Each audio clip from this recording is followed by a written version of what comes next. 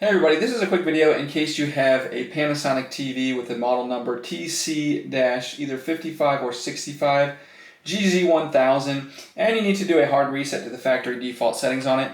Now you can do this either via the setup menu or via the physical buttons if you don't have access to the setup menu.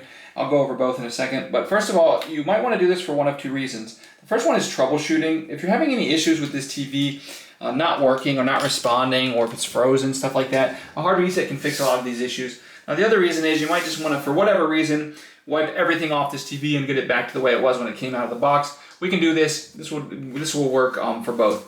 The first way you want to do this is if you've got access to the setup menu, you can just hit menu on the remote, and then you're just going to select setup, then system, then factory default, hitting OK each time to select it. Setup, system, factory default, then hit yes to confirm it and hit OK. Now if you don't have that, you can actually do this via the physical buttons. Now the TV does need to be able to turn on, but you don't need access to the screen or anything like that. All we need to do is find the volume down button on the TV and the menu button on the remote, and we're going to press and hold those simultaneously for more than 5 seconds. Volume down button on TV, menu button on remote.